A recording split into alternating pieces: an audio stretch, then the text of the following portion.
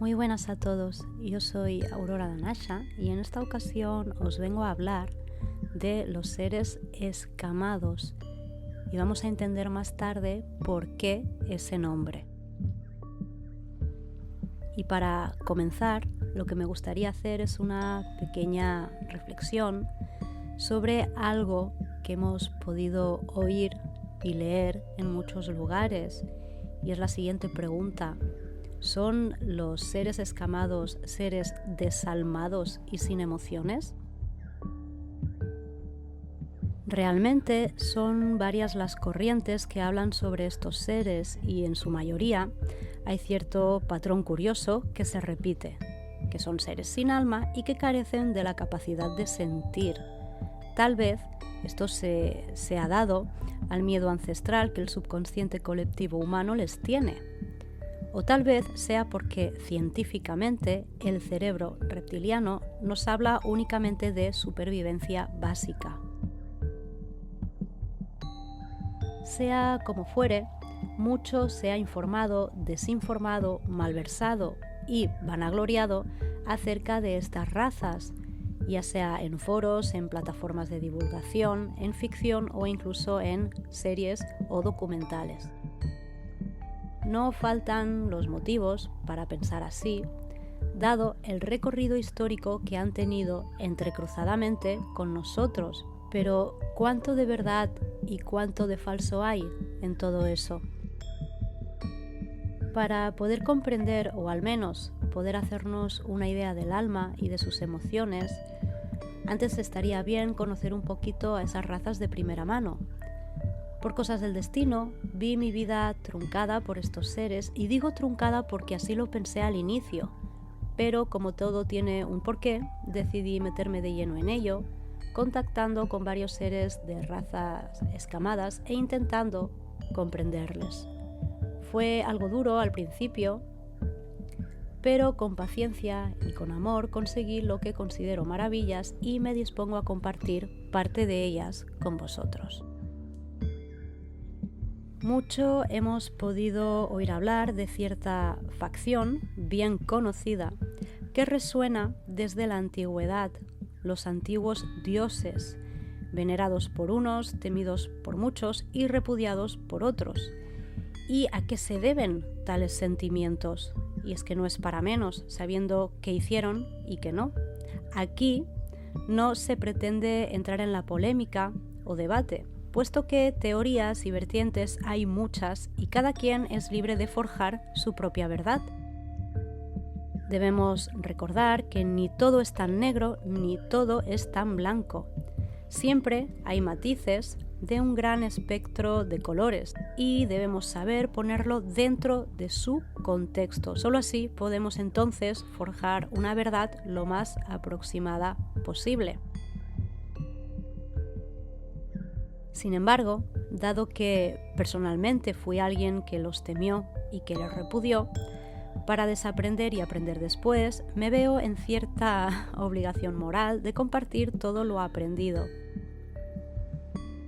La información que vais a encontrar aquí ha sido recogida a través de dichos contactos durante el tiempo con seres de distintas razas escamadas. ¿Y qué os podría contar de sus orígenes? Lo que yo pude saber es que este tipo de razas no son nativas originalmente de este universo. Y el caso es que no me sorprendió, dado que ya había leído algunas teorías al respecto. Pero sí, todos ellos me lo confirmaron, o eso creían saber al menos. En cuál de ellos, es decir, de qué universo son originales o nativos, eso ya no lo sé, pues mi mente no es capaz de concebir el contacto dentro del multiverso o cómo estos interactúan entre sí, si acaso es posible.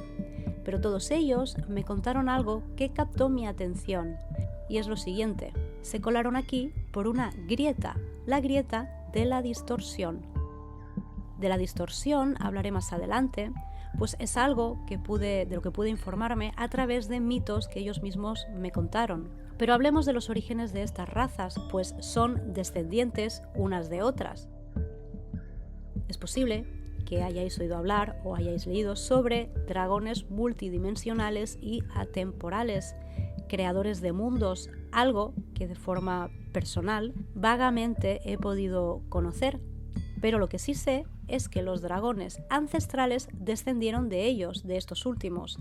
Es decir, estos dragones ancestrales, que podríamos decir que son de algún modo la imagen de dragón que hay en nuestro subconsciente colectivo, aunque en realidad son mucho más que eso, estos mismos descenderían de esos dragones multidimensionales y atemporales. Y de ellos, de estos dragones ancestrales, descendieron los Alpha Draconis.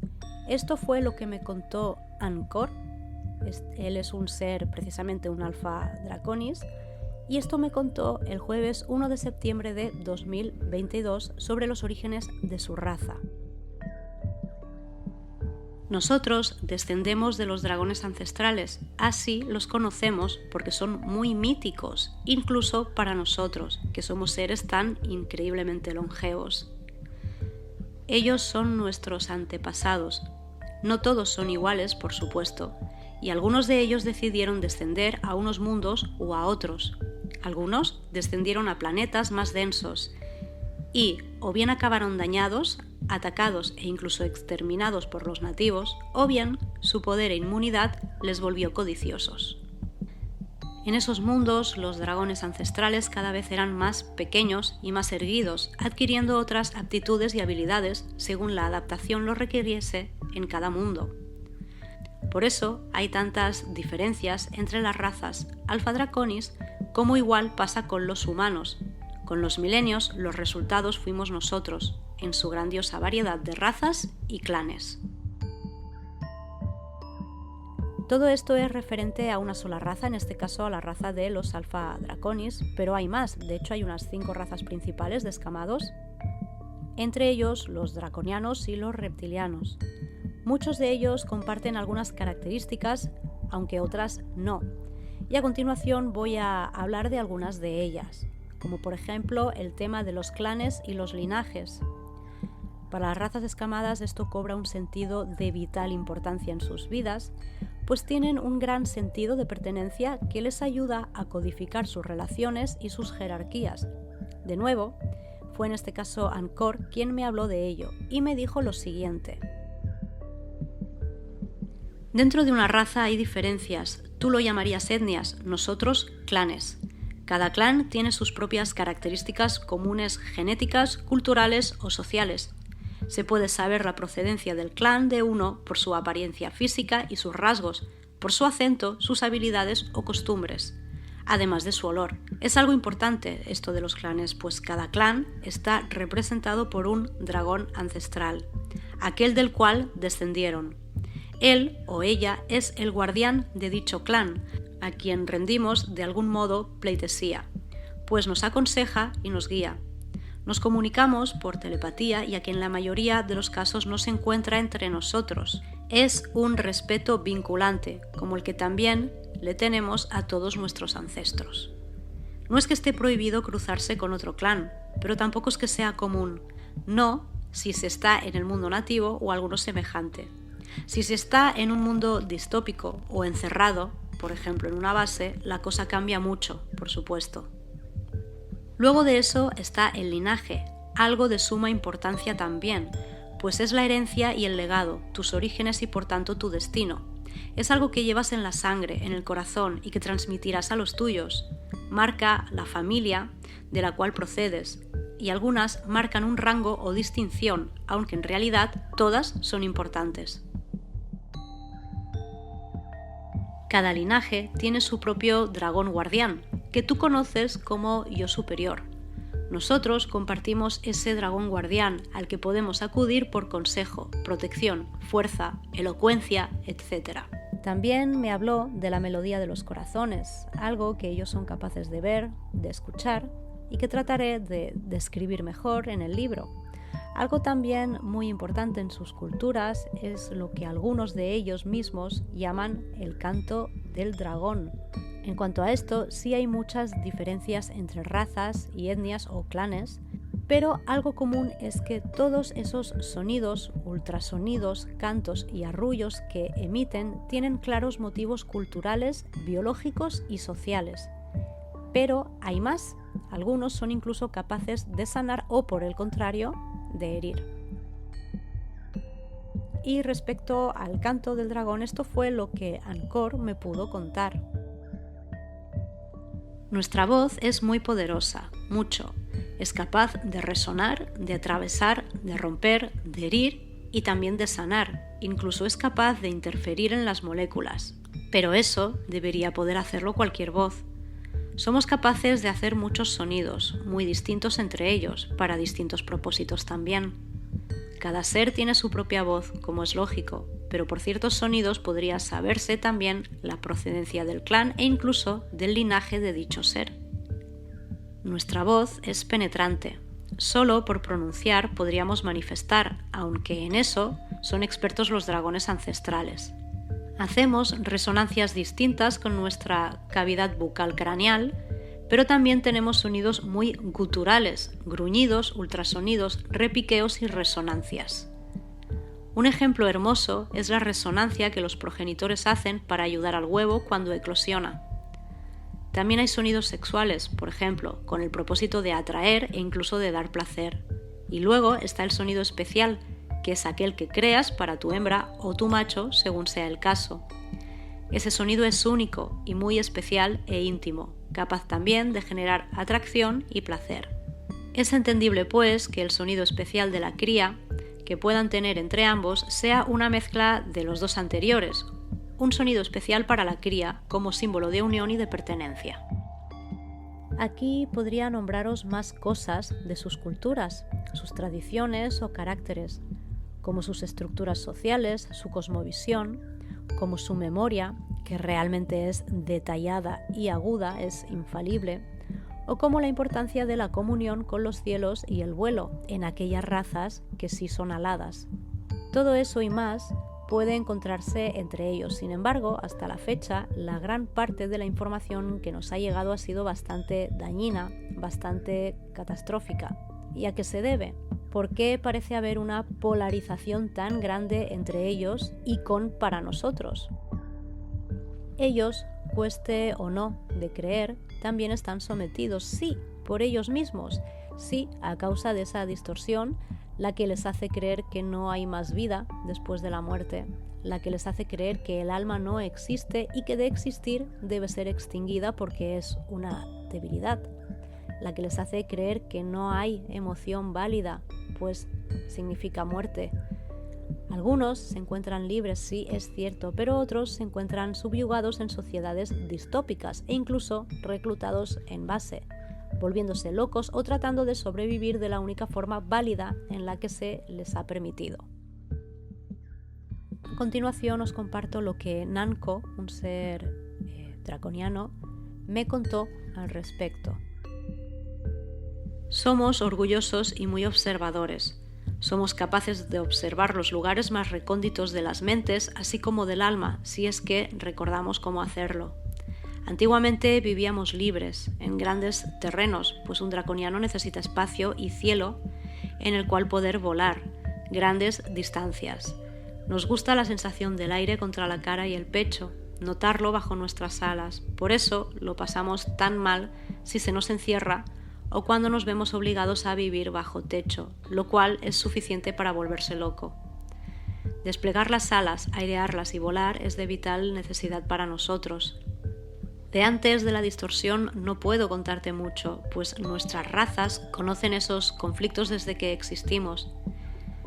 Pero desde entonces nuestras sociedades son estrictamente jerárquicas y el control no permite disidencias. Por supuesto, manda la ley del más fuerte, ya que para nosotros la fuerza, el tamaño y la envergadura son de suma importancia, ya que señalan poder, y el poder en una sociedad tan jerarquizada es la clave de todo. Tal vez por eso hay tantos conflictos entre las distintas razas, ya que la mayoría son de tamaños distintos y también en forma, por lo que el draconiano más grande, más musculado, de la cola más gorda y larga, de alas más amplias y grandes, será por ende el más poderoso, el que tiene derecho a mandar sobre el resto. Suelen ser además los más longevos, puesto que no dejamos de crecer nunca y con la edad nos hacemos más y más grandes. No solo depende de la genética en nuestro caso, como ves. Somos seres realmente longevos.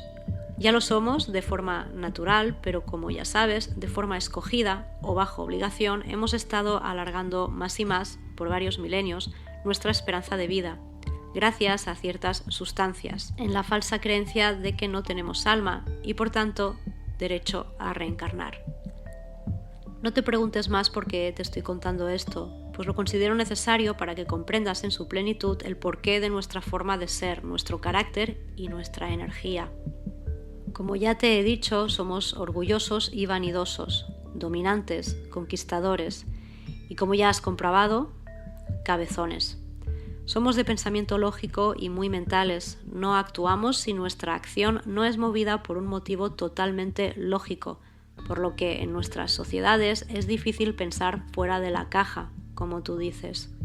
A esto hay que sumarle el hecho de que la gran mayoría de nosotros también vivimos sometidos, con una cultura de miedo y de horror, donde se nos premia por traicionar al que podría traicionar.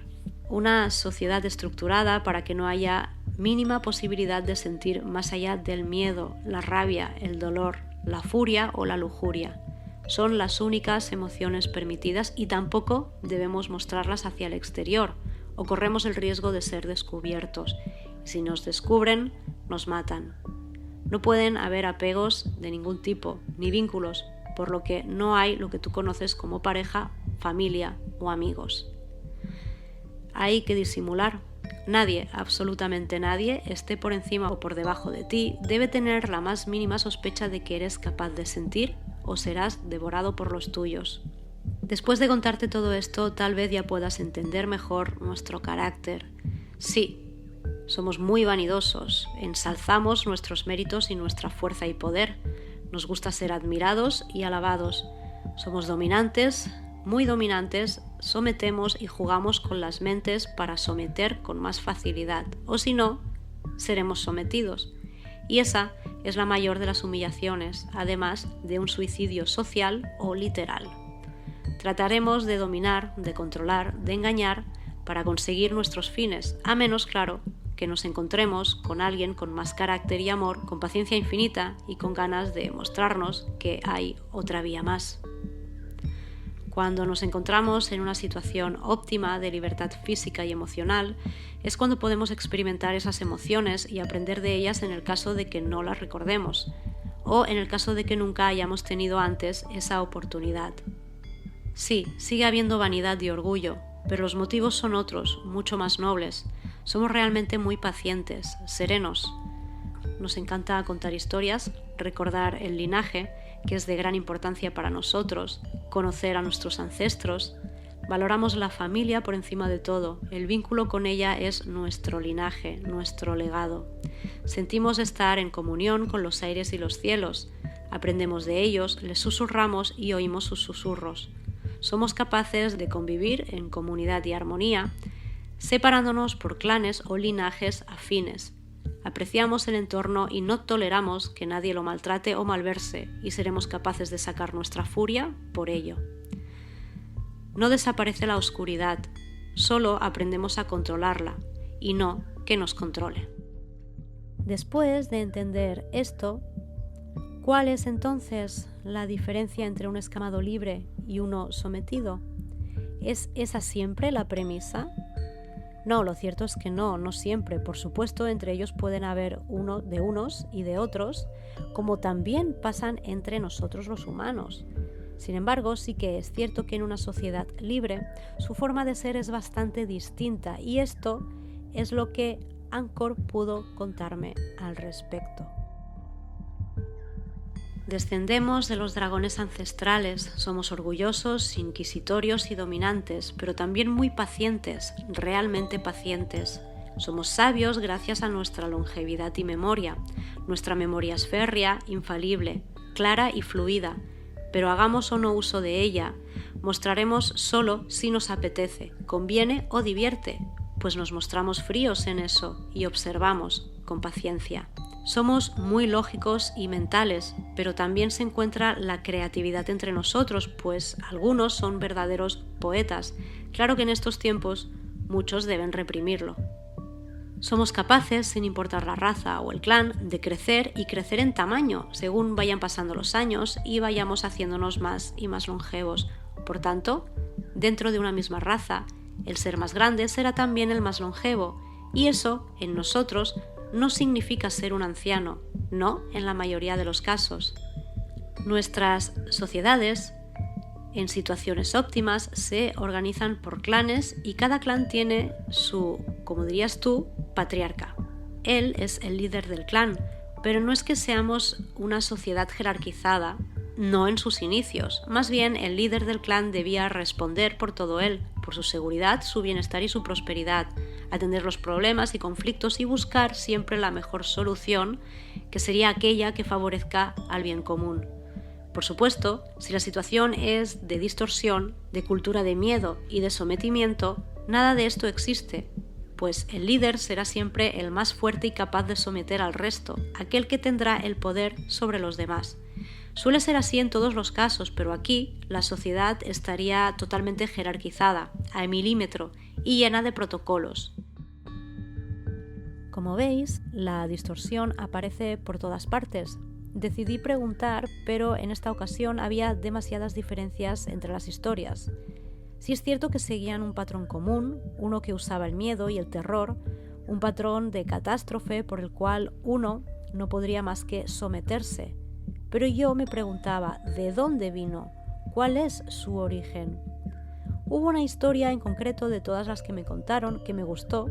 Fue un ser reptiliano de gran conocimiento llamado Zurubal, quien me habló de un mito draconiano sobre dicha distorsión, y en ese mito era llamada la Gran Distorsión, y fue en el final de una era y el comienzo de otra, donde ellos mismos se vieron arrojados a otros universos distintos.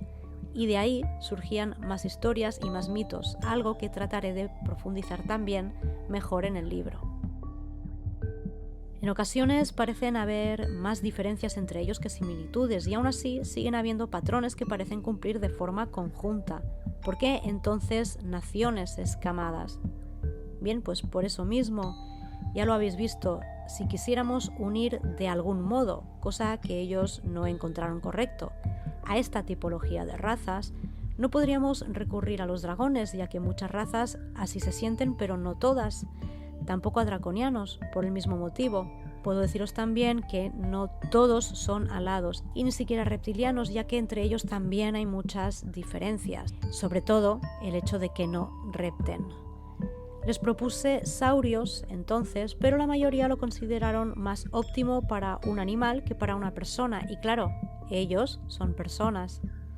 Bajo mi persistencia a poder dirigirme hacia ellos de una forma común, como ocurre con las distintas razas humanas, nos encontramos con algo que sí les define, su piel, pues todos ellos tienen escamas, distintas, sí, en tamaño, en forma, en grosor, en dureza, en color, pero todos son escamados. Fue de hecho cuando surgió la propuesta de naciones escamadas, algo bajo lo que todos ellos sí podían sentirse identificados y sí les gustaba. Y ahora os planteo la siguiente pregunta. ¿Podría un ser escamado ser mi guardián? ¿Podría ser incluso un guía espiritual para mí? Bueno, pues por extraño que parezca, sí, podría sucederse, pues un guía espiritual no es más que alguien que acompaña, alguien que sostiene, alguien que guía.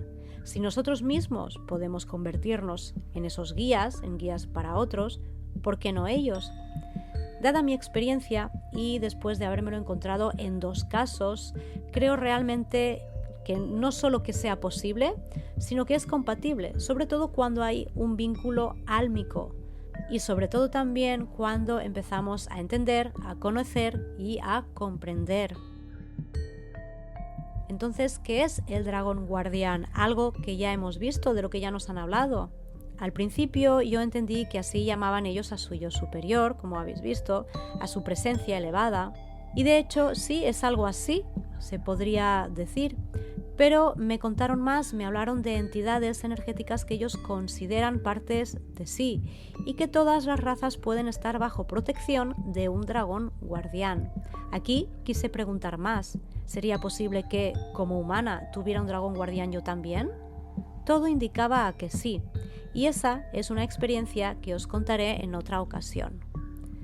Todos tenemos un dragón guardián o podemos tenerlo si así lo pedimos, ya que muchos son de naturaleza protectora. A menudo eran alabados de hecho por personas de su entorno, quienes les ofrecían ofrendas a cambio de protección. Ya hay muchas historias de este tipo en muchas culturas.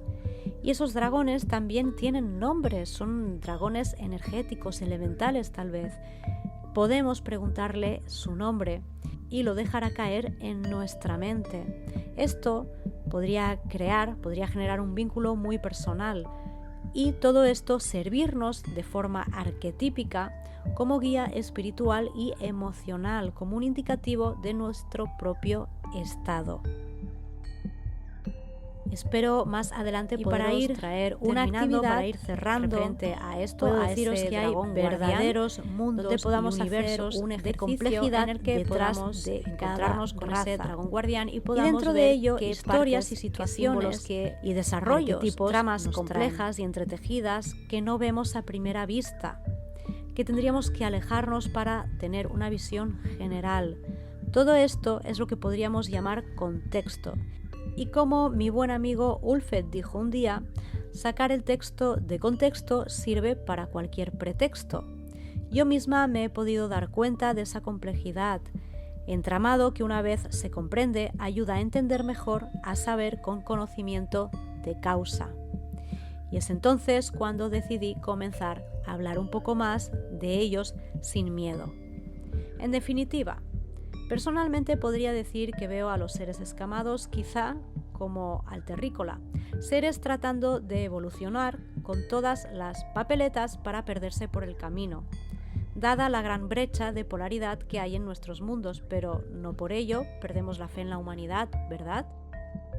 De manera que yo os puedo decir personalmente que sí, puedo ver a los escamados tal vez como podría ver al humano terrícola, meros adolescentes tratando de aprender y tratando de hacerse un hueco en la vida y en el mundo. Esto es todo lo que os puedo traer por ahora. Pronto más. Patons.